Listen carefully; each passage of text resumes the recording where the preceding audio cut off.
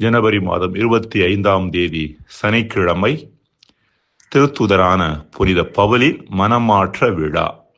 முதல் வாசகம்.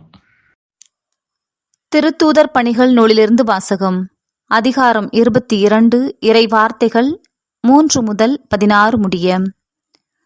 அந்நாட்களில் பவுல் மக்களை நோக்கி கூறியது: நான் ஒரு யூதன், சிலிசியாவில் உள்ள தர்சு நகரத்தில் பிறந்தவன். ஆனால் இந்த எருசலேம் நகரில் வளர்க்கப்பட்டவன். கமாலியேலின் காலடியில் அமர்ந்து நம் தந்தையரின் திருச்சட்டங்களில் நுட்பமாக பயிற்சி பெற்றவன். நீங்கள் அனைவரும் இன்று கடவுள் மீது ஆர்வம் கொண்டுள்ளது போன்று நானும் கொண்டிருந்தேன். கிறிஸ்தவ நெறியைச் சேர்ந்த ஆண்களையும் பெண்களையும் கட்டி சிறையில் அடைத்தேன். சாகும் வரை அவர்களை துன்புறுத்தினேன். தலைமை குருவும் மூப்பர் சங்கத்தாரும் இதற்கு சாட்சி. இவர்களிடமிருந்து தமஸ்கு நகரில் உள்ள சகோதரர்களுக்கு கடிதங்களை பெற்றுக்கொண்டு அங்குள்ள கிறிஸ்தவர்களை கட்டி எருசலேமுக்கு கொண்டு வந்து தண்டிப்பதற்காக அங்கு சென்றேன். நான் புறப்பட்டு தமஸ்கு நகரை நெருங்கிய போது நண்பகல் நேரத்தில் திடீரென வானிலிருந்து ஒரு பேரொளி என்னை சூழ்ந்து வீசியது. நான் தரையில் விழுந்தேன். அப்போது, சவுலே, சவுலே, நீ ஏன் என்னை துன்புறுத்துகிறாய் என்ற குரலை கேட்டேன். அப்போது நான், ஆண்டவரே, நீர் யார் என்று கேட்டேன். அவர், நீ துன்புறுத்தும் நாசரேத்து இயேசு நானே என்றார். என்னோடு இருந்தவர்கள் ஒளியை கண்டார்கள். ஆனால் என்னோடு பேசியவரது குரலை கேட்கவில்லை. ஆண்டவரே, நான் என்ன செய்ய வேண்டும் என நான் கேட்க, ஆண்டவர் என்னை நோக்கி, நீ எழுந்து தமஸ்குவுக்குச் செல். நீ செய்வதற்கென குறிக்கப்பட்டுள்ளவை அனைத்தும் அங்கே உனக்கு கூறப்படும் என்றார். அந்த ஒளியின் மிகுதியால் நான் பார்க்க முடியவில்லை. என்னோடு இருந்தவர்கள் எனது கையை பிடித்து தமஸ்குவினுள் அழைத்துச் சென்றார்கள். அங்கு அனனியா என்னும் ஒருவர் இருந்தார். அவர் திருச்சட்டத்தை கடைபிடித்து கடவுளுக்கு அஞ்சி வாழ்ந்தவர். அங்கு வாழ்ந்து வந்த யூதர் அனைவரிடமும் நற்சான்று பெற்றவர். அவர் என்னிடம் வந்து அருகில் நின்று, சகோதரர் சவுலே, மீண்டும் பார்வையடையும் என்றார். அந்நேரமே நான் பார்வை பெற்று அவரை பார்த்தேன். அப்போது அவர், நம் மூதாதையரின் கடவுள் தம் திருவுளத்தை அறியவும், தம் நேர்மையாளரை காணவும், தம் வாய்மொழியை கேட்கவும் உம்மை ஏற்படுத்தியுள்ளார். ஏனெனில் நீர் கண்டவைகளுக்கும் கேட்டவைகளுக்கும் அனைவர் முன்பும் நீர் சாட்சியாய் இருக்க வேண்டும். இனி ஏன் காலம் தாழ்த்த வேண்டும்? எழுந்து அவரது திருப்பெயரை அறிக்கையிட்டு உமது பாவங்களிலிருந்து கழுவ பெற்று திருமுழுக்கு பெறும் என்றார். ஆண்டவர் வழங்கும் அருள்வாக்கு.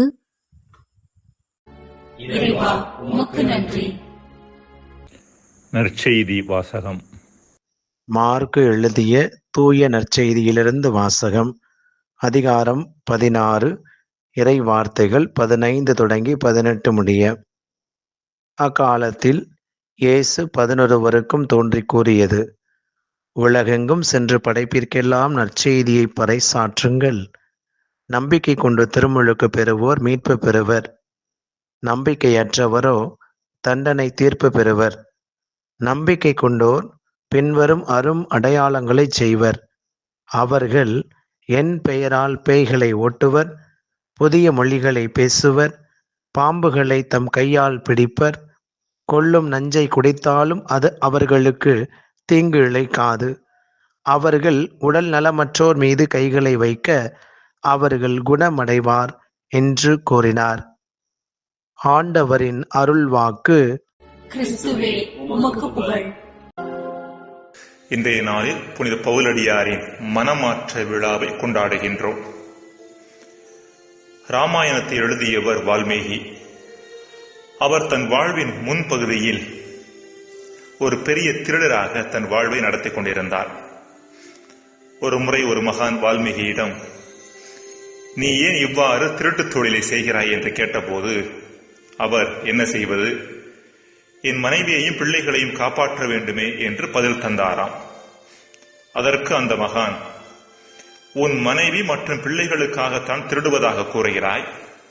நீ அவர்களிடம் சென்று உன் திருட்டு தொழிலினால் உனக்கு கிடைக்கும் தண்டனையில் அவர்கள் பங்கு பெற தயாராக இருக்கிறார்களா என்று கேள் என்று சொல்லி அனுப்பினார். வால்மீகியும் அவ்வாறே தன் மனைவியிடம் கேட்டபோது அவரது மனைவி, அதெப்படி? உன் திருட்டு தொழிலுக்கான தண்டனையை நாங்கள் பெற முடியும். நீ திருடுகிறாய், அதற்கான பலனையும் நீயே அனுபவித்துக் கொள் என்று பதில் தந்தாராம். அப்போதுதான் வால்மீகியின் கண்கள் திறந்தன. திருட்டு தொழிலை விட்டுவிட்டு ஒரு நல்ல மனிதராக வாழ ஆரம்பித்தார். புனிதர்களுக்கு கடந்த காலம் என்ற ஒன்று உண்டு, பாவிகளுக்கு எதிர்காலம் என்ற ஒன்று உண்டு என்று சொல்வதுண்டு. திரு அவையினுடைய பரந்து விரிந்த தன்மைக்கு அடித்தளமிட்ட பவுலடியாருக்கும் கடந்த காலம் என்ற ஒன்று இருந்தது. அதிலிருந்து அவர் மாறி புதிய மனிதனாக மாறியதையே இன்று விழாவாக கொண்டாடுகின்றோம். மனமாற்றத்தில் இருவகை உண்டு. ஒன்று மெதுவாக நடக்கும் மனமாற்றம், இன்னொன்று திடீரென நடக்கும் மனமாற்றம். மெதுவாக நடைபெறும் மனமாற்றம் என்பது மற்றவரிடமிருந்து வரும் கருத்துக்கள் மற்றும் வாழ்க்கையில் நடக்கும் நிகழ்வுகள் அடிப்படையில் சிந்தனையை கூர்மையாக்கி தன் வாழ்வை கொஞ்சம் கொஞ்சமாக மாற்றி அமைத்துக் கொள்வது.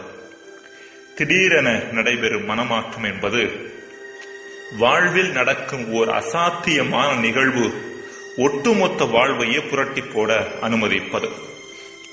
பவுலடியாரின் மனமாற்றம் இரண்டாவது வகையை சார்ந்தது போல, அதாவது திடீரென நடந்தது போன்று தோன்றினாலும் இன்னொரு வகையில் பார்க்கும்போது அது மெதுவாக நடந்த மனமாற்றம் கூட. பவுலடியாரின் மனமாற்றம் தமஸ்கு நகர் செல்லும் வழியில் நடந்தாலும் அதற்கான விதை புனித ஸ்தேவானின் மறைசாட்சிய சாவிலே போடப்பட்டது என்றுதான் சொல்ல வேண்டும். ஸ்தேவான் மீது கல் எறிந்தவர்கள் சவுல் என்ற இளைஞரிடம் தங்களது ஆடையை ஒப்படைத்ததாக லூக்கா கூறுகின்றார். திருத்தூதர் பணி 7:58. இதுவரை தான் நம்புகிற கடவுளுக்காக பிறரது உயிரை எடுப்பது ஒன்றை மட்டுமே அறிந்திருந்தார் சவுல். ஆனால் முதன்முறையாக தான் நம்புகின்ற கடவுளுக்காக தன் உயிரையே கையளிக்கின்ற ஒரு நபரை ஸ்தேவானில் பார்க்கின்றார். மேலும் தன்னை சாகடித்தவர்களையே ஸ்தேவான் மன்னிப்பதையும் சவுல் பார்க்கின்றார். திருத்தூதர் பணி 7:59. இது சவுலில் ஆழ்ந்த குடைச்சலையும் தேடலையும் ஏற்படுத்தி இருக்க வேண்டும். தான் தன் மதத்தையும் கடவுளையும் புரிந்து கொண்ட விதம் சரிதானா என்ற கேள்வி அவர் எழுப்பியிருக்க வேண்டும். இந்த தேடலின் முத்தாய்ப்பாகத்தான் தமஸ்கு நகர் வழியில் நடந்த அனுபவத்தை நாம் பார்க்க முடியும். அன்புக்குரியவர்களே, பவுலடியாரின் மனமாற்றம் தீய வாழ்விலிருந்து நல்ல வாழ்விற்கு கடந்து சென்ற மனமாற்றம் அல்ல.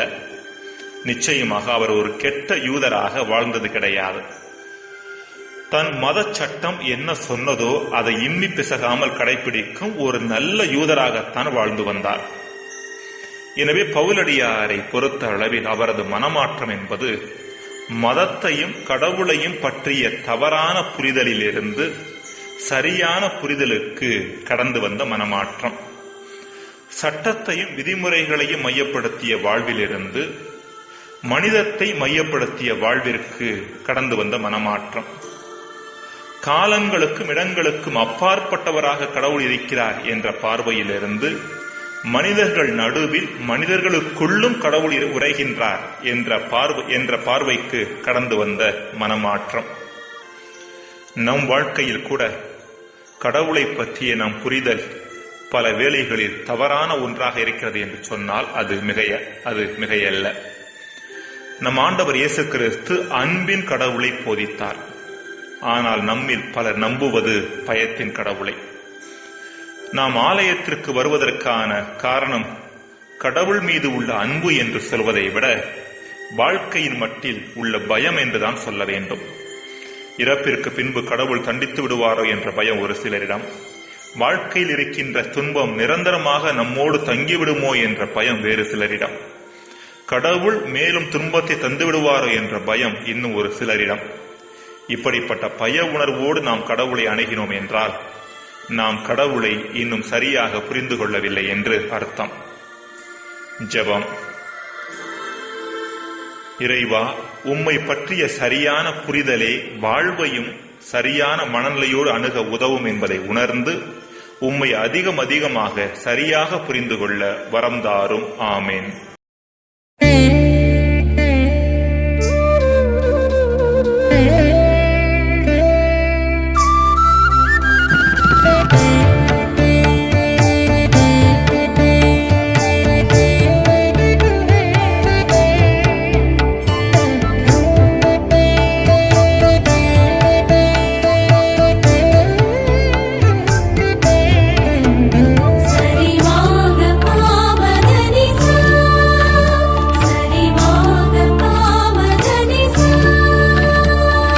பெயர் சொல்லி அழைத்தாய் என் இறைவா, நன்றி நன்றி தலைவா. என்னை பெயர் சொல்லி அழைத்தாய் என் இறைவா, நன்றி நன்றி தலைவா. நான் பேறு பெற்றேன், பெரும் பேறு பெற்றேன், நன்றி நன்றி இறைவா. இறைவா நன்றி நன்றி தலைவா. என்னை பெயர் சொல்லி அழைத்தாய் என் இறைவா, நன்றி நன்றி தலைவா.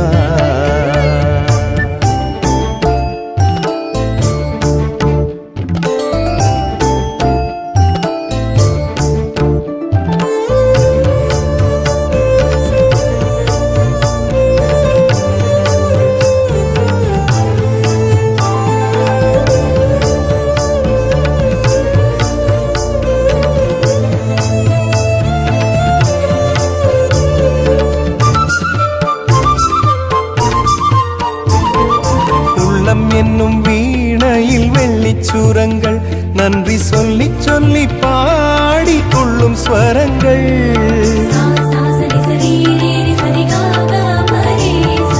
உள்ளம் என்னும் வீணையில் வெள்ளிச்சுரங்கள், நன்றி சொல்லி சொல்லி பாடி கொள்ளும் ஸ்வரங்கள்.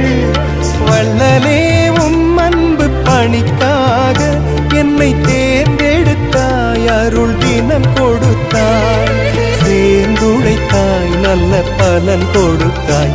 என்னை பெயர் சொல்லி அழைத்தாய் என் இறைவா, நன்றி நன்றி தலைவா.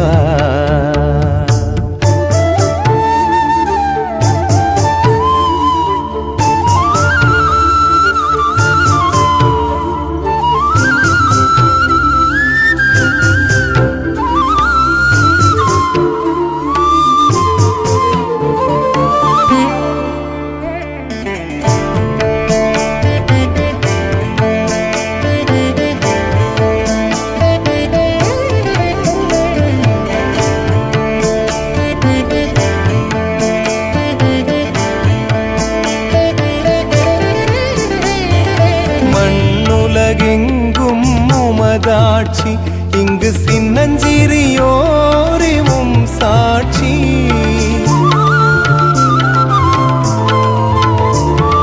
மண்ணுலகெங்கும் உமதாட்சி, இங்கு சின்னஞ்சிறியோரிவும் சாட்சி.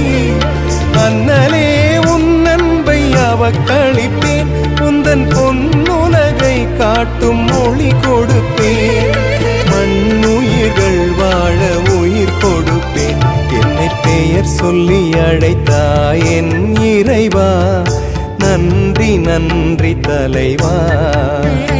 என்னை பெயர் சொல்லி அழைத்தாய் என் இறைவா, நன்றி நன்றி தலைவா. நான் பேறு பெற்றேன், பெரும் பேறு பெற்றேன், நன்றி நன்றி இறைவா. இறைவா நன்றி நன்றி தலைவா. என்னை பெயர் சொல்லி அழைத்தாய் என் இறைவா, நன்றி நன்றி தலைவா.